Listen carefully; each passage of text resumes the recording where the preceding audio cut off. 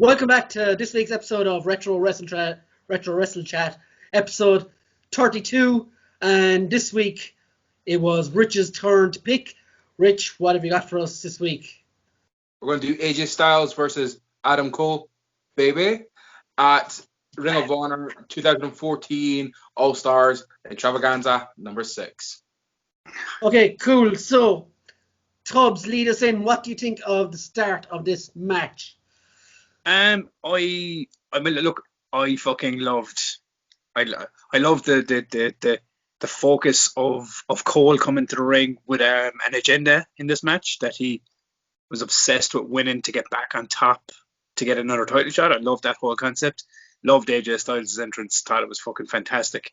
It was just two fucking, like, these two guys for me, man, these are thoroughbred fucking top tier wrestlers. They really fucking are, like, you know, and they carried themselves that way. So when they came to the ring to start it off and everything else, it felt like it was a big man match. Not a big man match, but a big star match. Speaking of a big man match, what the fuck was up with that referee, like?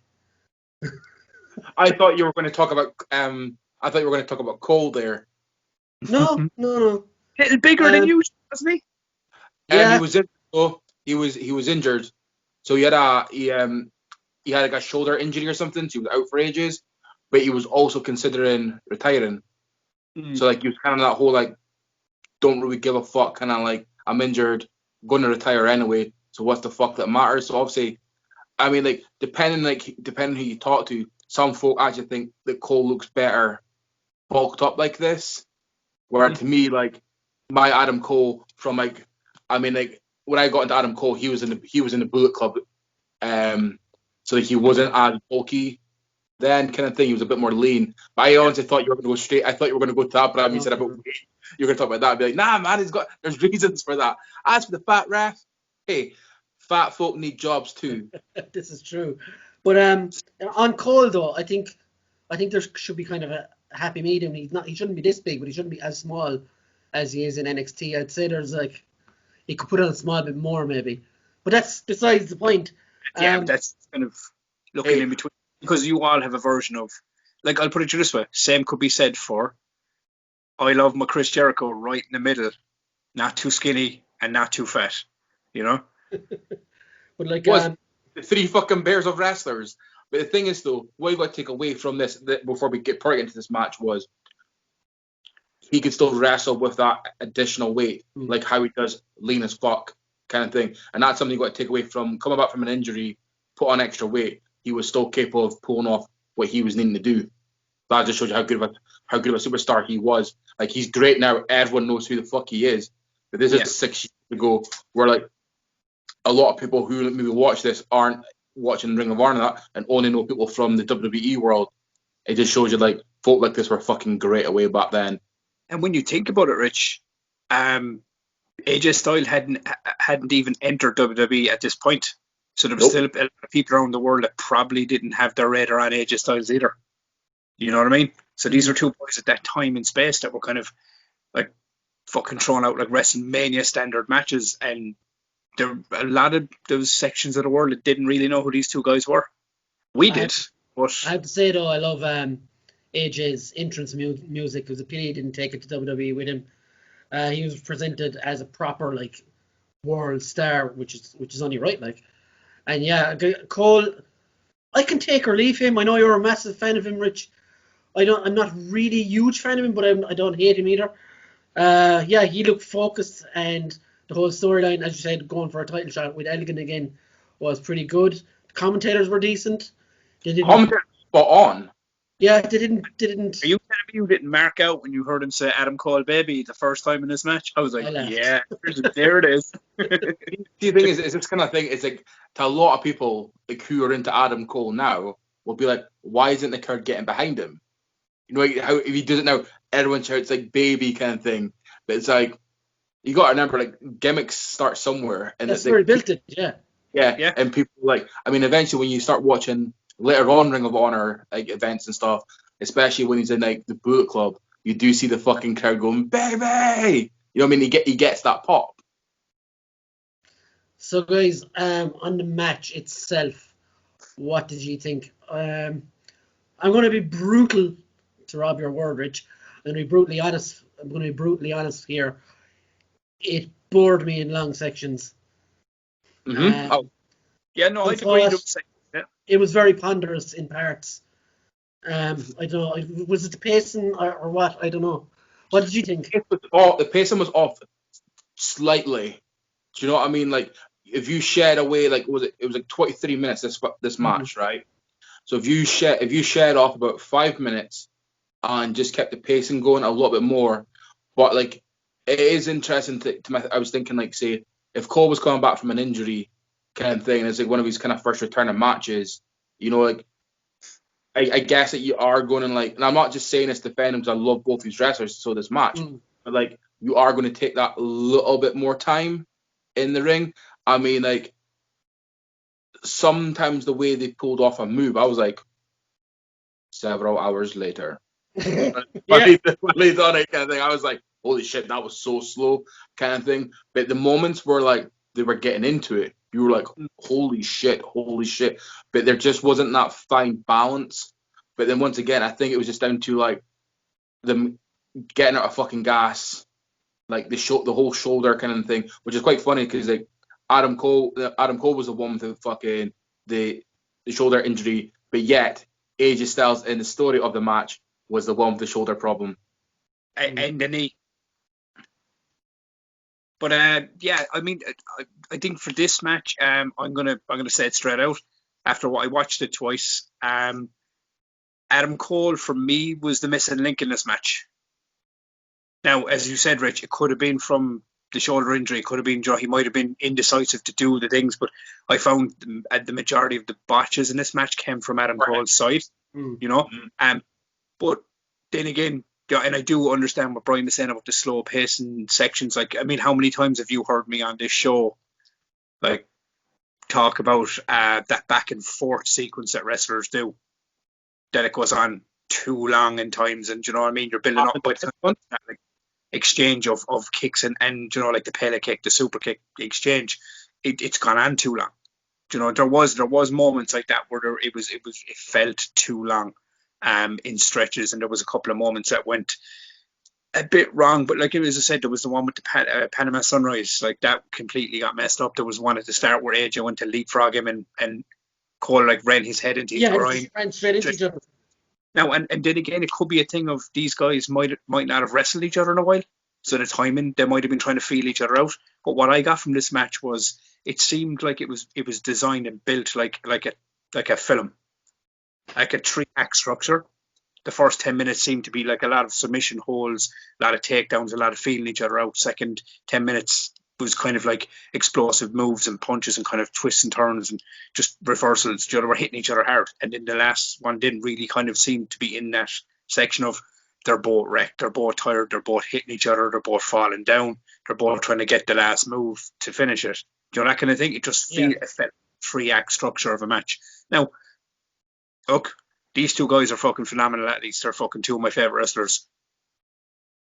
But yeah, this match had a couple of things in it that I was kind of going, because I wanted this match to be amazing, like top tier level 10 amazing. I was going, that sucks. Joe, but not in a bad way, but just I noticed some things. Like, I think knowing now that what we know, like, I didn't know he was injured before this match, and that can say a lot for how this match went. But I'm not going to judge it that way because I didn't watch it knowing that. So of course, watch the match and view it on that. Like, I think there was a lot of great stuff as well in it, but it was heavily weighed down. I found myself a couple of times checking the time to see how long more was left, and that's never a good sign. Like, but like, even as it got towards the end, it did quicken a little bit, and some of the moves, like, I'm going to go straight to the end here. The ending caught me by total surprise because I was waiting for a Styles clash or another Styles clash or a calf crusher to finish it, and that splash just did it. That kind of caught me off guard a bit. Which splash? He came off the top rope, didn't he? Delivered a fucking top rope brain buster, man. Oh, that thing, yeah, top rope, yeah. You think that's a weak finish? I'll fucking take you out to the barnyard. No, I didn't say it was a weak finish. I'm saying he didn't finish with a finisher that he's known for, is what I mean. I get what you mean, is you were expecting it to be the Panama Sunrise or the Styles Clash to finish. Yeah. Fuck farm arm, whatever it is. Me personally, I really dug that about the end of this match, that it wasn't like it came down to like a move that like was not their finishers to kind of put the end on this. I enjoyed that because as you said, it took you by surprise. But it took them by surprise as well, because it seemed like they were sitting in that turnbuckle for about an hour trying to fucking figure out what they were going to do next. To what you were saying a while ago about the long stretches and the kind of the drawn out sequences. Now I don't know, like Rich, you probably know more about this because you would probably been watching Ring of Honor like a lot back then. But I don't know. It seemed like it was set up to be like a sequence. The two of them were really like after nearly 30 minutes, the two of these guys were fucking battered and they were tired and they were just like, AJ was trying to get the move and Cole was fighting back and AJ had hit him again and they'd fight. It just seemed like it was one of those sequences and they finally got it and kind of exploded out with the move. But I've seen a lot of Ring of Honor, but you obviously have seen a lot more Ring of Honor than I would have. Are a lot of the sequences like this in Ring of Honor matches like long and kind of stretched out? Because I've never really seen sequences like that in a lot of matches I've watched with AJ and Cole in other promotions. But no, man, but what you got to just remember is it's like, I mean, it's like in Ring of Honor, it depends who's fucking wrestling. First off, you know, like what you got to remember is like you got an injured man and also a guy who's pretty much lost his passion for his career. You know, in this match he's already signed for, kind of thing. You know, yeah, I mean, like I totally agree. Those fucking blows were like dragging on, and even like both these guys are really great wrestlers, but like some of them were fucking weak as fuck. And like, then they were just all of a sudden they just come up with the fucking super kicks and pellet kicks, and you're like, where the fuck did all this come from? You know what I mean? You were fucked 2 seconds ago. So adrenaline. Yeah, but like the no way you were getting that adrenaline just that fucking quick. All of a sudden, like no, like it's like you try to tell me like I punched you 2 seconds ago, then like literally my adrenaline just finally kicks in for me to pull up a pellet kick. Styles does that in a lot of his matches, though, doesn't he? Comes back for the dead and hits that combo, that 4-hit combo. I mean, like, apart from that, to move it on though, like the moments when shit got real, like shit got fucking real. You look at the reversal in Aj Styles to Adam Cole on the fucking apron. Yeah. You know what I mean? Fucking hell, that fucking. And then another thing that reversal, Rich. Do you know what I did love about that spot? It wasn't even just a reversal. It was the way AJ fish hooked his ankle under the rope, under the bottom rope. Not Cole. It was like, you know, it was very intelligent, man. There was a lot of little things like that in this match. It was like, well, that's an intelligent reversal. Even when he hit him with the Styles Clash and on the count of 3, I had to double take that because the foot was on the rope and the ref kind of called it. I was like, what the fuck happened? And Styles is. And can we just say one thing? Actually, can I just throw one more thing out? The selling from the two boys in this match was fantastic. They really did. Like, remember you were saying you were watching the Ricochet and Will Ospreay match. One of your biggest issues was that Ospreay just didn't sell. He just didn't sell much. And I had the complete opposite look on this, as I just felt as these two guys know what they're doing. These are veterans of a sport that have been doing this a long time. They're selling. Like, as you said, Cole has the actual injury and AJ selling like he's the one hurt. Do you know what I mean? So it was really good, man. They're the things I dug about this match. So, guys, worst spots. Let's start with you, Rich. The worst spot was like when they were throwing fists towards the end. It just about fucking 20 exchanges too much kind of thing.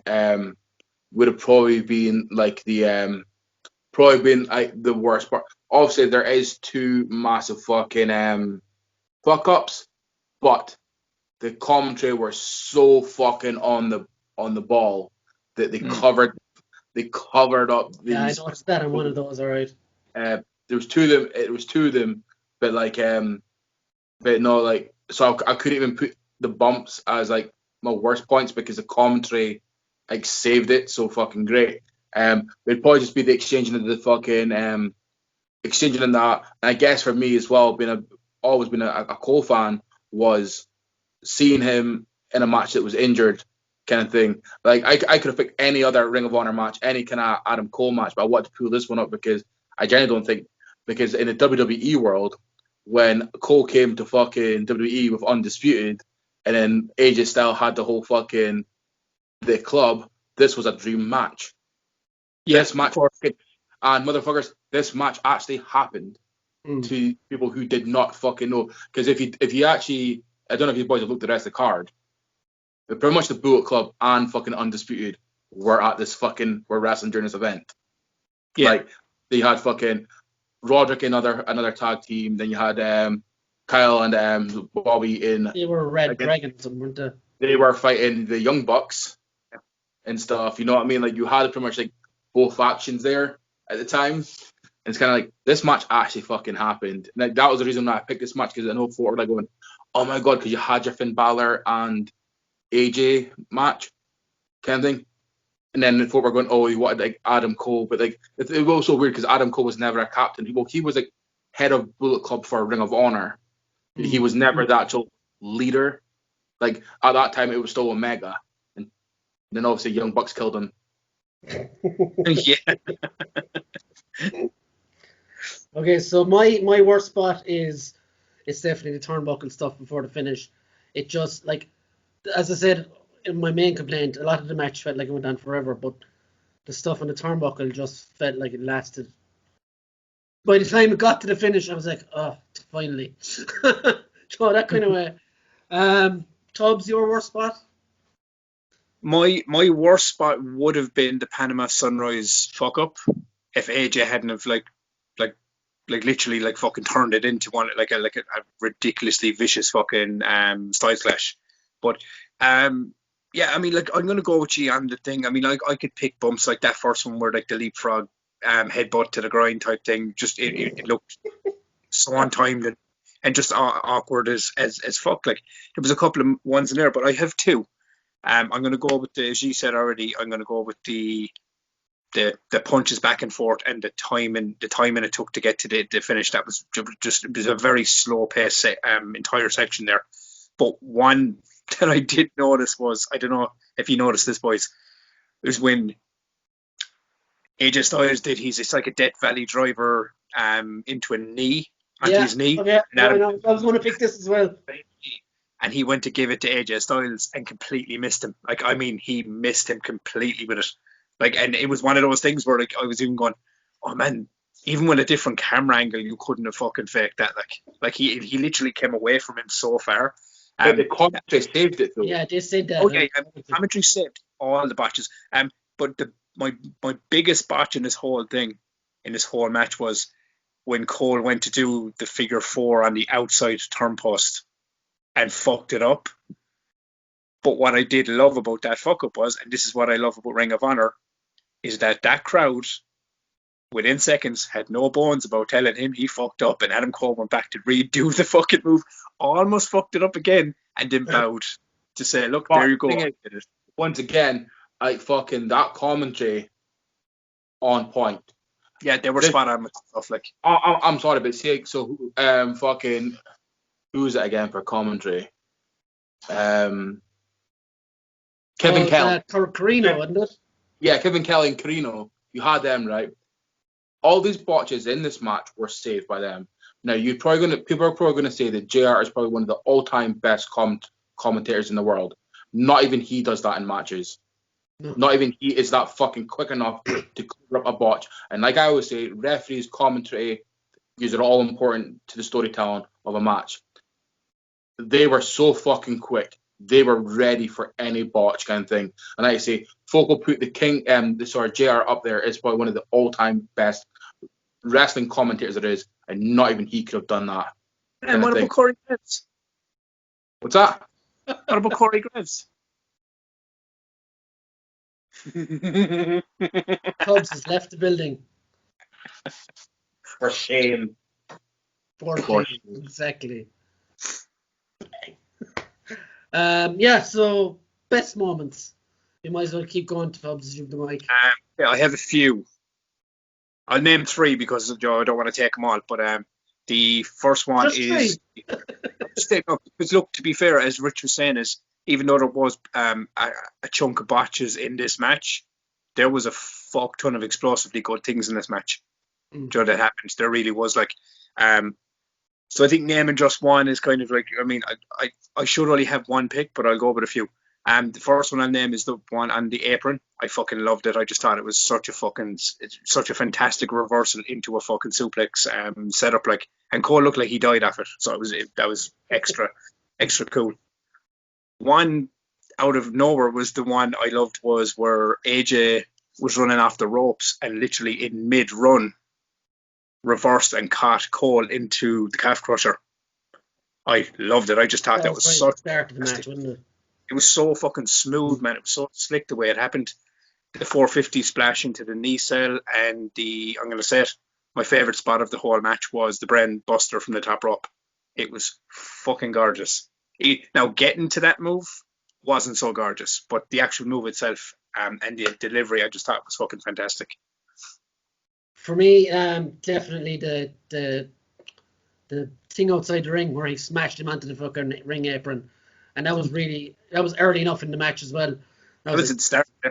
Jesus Christ, this is going to be fucking savage.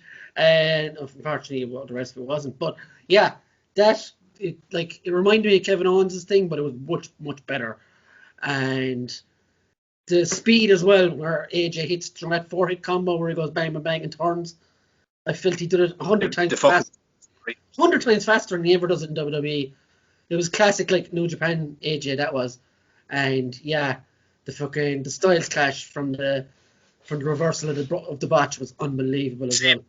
Really did, like. And like you, I thought it was 1, 2, 3. Last second, I saw his foot on the fucking rope. Like, Rich, what was yours? I'd say the reversal on the apron. Yeah. Which obviously gets me thinking, like, when you seen him take that on that apron, boys, and you've came back from a shoulder injury. Dude, taking that move without a shoulder injury is horrendous. It's a steel fucking frame. So could you imagine taking that while you have that injury and then having to continue the match? Because that was quite early on, in the match kind of thing. So I mean that was one of my fucking brutal moments of the week. A simple one. It is such a fucking dick move, and I loved it. I fucking loved it. AJ was going on the turnbuckles. Adam Cole just turned really quick and just fucking booted him in the back of the leg, and he fucking buckles down. It's nasty. See, there's so many. There's so many. I don't care who the fuck you are, and if you want to say it's fake, or as Tubbs will say, predetermined. It's predetermined, my friends. That shit still hurts. Yeah. Getting booted in the back of the leg. And then like he did. Can I add one more thing to your point on that? You got to look at the part of the ring where he comes down. That's right in that corner. So that's all connected to the outside apron. That's all steel frame. That's the hardest part of the ring, like. As I keep saying during it, commentary spot on. This is what commentary should be like. Man, they played a big part. They saved a lot of botches in this kind of thing. Like, you know, they're obviously explaining like how more difficult it could be to obviously put a figure 4 leg lock on that turnbuckle. It's not a round post. You're using square post. Kind of. Even simple things. See when you think about that post. See when Adam Cole took the leg and smacked off the post. I was like, man, that's on an edge. Yeah. That's not on a curve bit where you can kind of curve your leg. Cutting your fucking leg, like. Yeah, like that's at a point. Boom, like shit's gonna hurt. To me, like, yeah, this match dragged, but there were so many fucking moments in this match. Like obviously the ending. I did like obviously the part where like after the Pele kick and they were both fucked. Then Adam Cole falls on top of AJ, and you're like, "Holy shit, is that going to be it?" Kind of thing. Like to me, that was just great. That was great timing in the story of the match, kind of thing. But like one thing that gets me thinking, of, like regarding this match, right? It's got me actually thinking. Obviously, this is 23 minutes, and obviously we've got one guy coming back from injury, wanting to potentially quit this, right? Obviously, agrees to this match and whatnot. You got to wonder, like, I mean. Are they told, right, you've got to go out and then you've got to wrestle for the minimum of 25 minutes? So then these boys are being like, fuck, what can we do to obviously keep us fucking going? You're still hurt. So what can we be doing for like this kind of thing? Then like obviously say like if Cole's shoulder did get more injured during this match, obviously off the apron, did that then become the reason for all the other botches? Then they're like, okay, what we're going to do is we're going to do a lot of like struggling moments to keep the match going, because at the end of the day, what you got to remember, boys, is I've just paid money for a ticket. Now, if this event finishes fucking early, I feel cheated, especially when something is all scripted. Now, it's different if you go to see a live event of, say, like boxing, UFC, whatnot, where like they're basically. Yeah, like basically when that bell rings, that match can be over within seconds. Yeah. You got to take that gamble. If you go to like a wrestling event, like say for example, you go buy a ticket, say to WrestleMania, and you're at the final event, you will feel cheated regardless of what happens. You've only been there for 2 hours, so you're going, well, this last match must be at least an hour, because WrestleMania is usually like fucking 10 hours. But you'd be like, this last match must be at least 1 hour. If that match was to end up in 15 minutes, you're going to be pissed off because you know you've been cheated out. So you got to wonder for like the Ring of Honor, like they're going like, you would make this match last this time period. Do you know what I mean? So like, and then obviously they're out of fucking gas. Injuries are kind of picking up again. But then also you got to do that one thing where like, no matter what, because what you got to remember is Ring of Honor and New Japan are in contracts with each other. Hence why AJ can go over. Yeah. You've got to, and then obviously Adam Cole is like the big star for Ring of Honor at the time, but AJ is the fucking champ in New Japan. So it's trying to make each other look fucking great as well for that time period.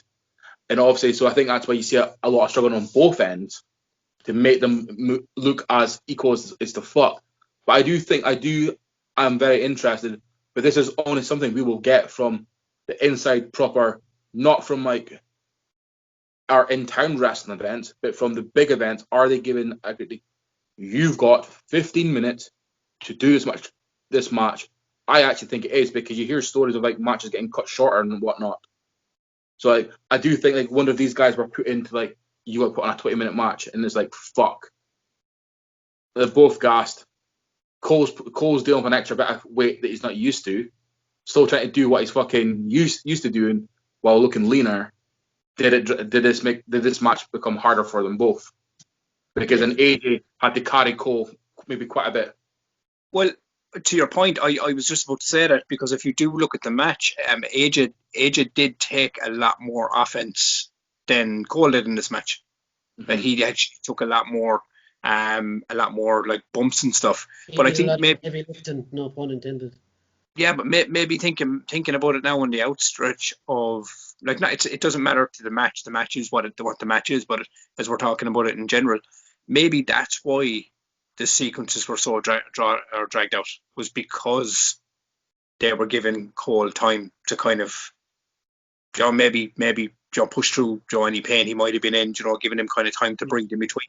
Maybe that could have been it, or maybe they could have just decided to do these long ass sequences because it could have been their choice. But what I do agree with what you were saying, Rich, about like, the match times and stuff, and people being disappointed with their tickets and stuff, because I can kind of understand what it's like to be a fan that buys a ticket to watch a Goldberg match. Let's leave that one there. Okay, so final scores. I'll go first. I'm going to give it a 5. I feel if I was watching two wrestlers I didn't like, I'd probably score it even lower. If that's fair or not, I don't know. But a 5 for me, because it didn't entertain me as much as I thought it would, and bored me in sections. And I've given better matches lower scores, I think, in the past. So yeah, 5 for me. Well, we would actually know what you've given the scores if you actually made your stuck to your commitment of like 2 episodes ago. When I have time, Rich. When I have time. You have plenty of time. Just put the fucking the controller down and stop fucking gaming. That's your Merry Christmas present from Brian there, so Rich. Your list. What's your score, Rich? Give it a 7. Okay. you know what I mean? Like, there was the better moments outweighed the kind of like the dull moments to me. Give it a 7, and then basically off like obviously the way that the knowledge that I knew and how I was thinking about this match when I was watching it, you know, kind of like, no, I think I'll give it a 7. Yeah. Clubs? I'm going to give it an 8 because I wasn't like you, Brian. I wasn't looking for anytime I was looking for time on this match, it was only for timestamps for things that happened. You know, to see how, and it was like, oh, that happened at such a time. But I never felt bored watching this match. Like, and I've never, I mean, and this could be like what we were saying as well. It's like, you know, maybe, you know, if it was 2 wrestlers I didn't like, maybe I would have felt bored in the sequence of it. I didn't feel bored in this match. I was very aware that some sections of it were very long. Okay. And you know what I mean? So, and there was a lot of botches. You know, some botches were saved by commentary, other botches were saved by styles clashes, things like that. They were kind of made better out of the botch. But yeah, I give it an 8 because, you know, it wasn't a picture perfect match, but damn, I fucking had fun watching it. Cool. So that's a 20, and that concludes this episode.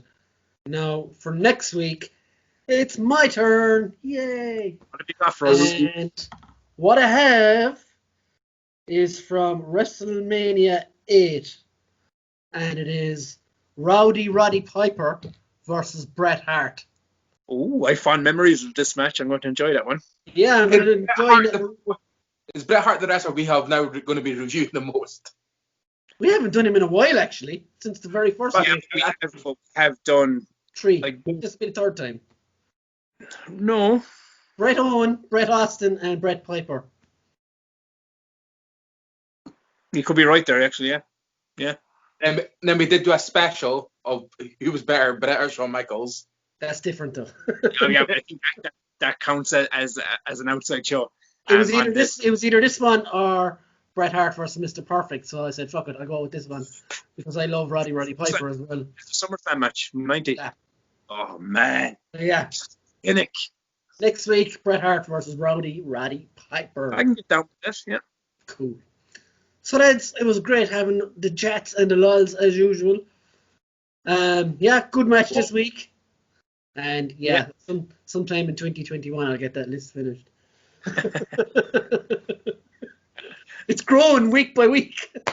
That's the thing. I don't understand why you can't just fucking do it. You make the promise. I agree on this one. If you don't start it now and you leave it after 2020, there's going to be like another fucking 10, 15 matches on it, man.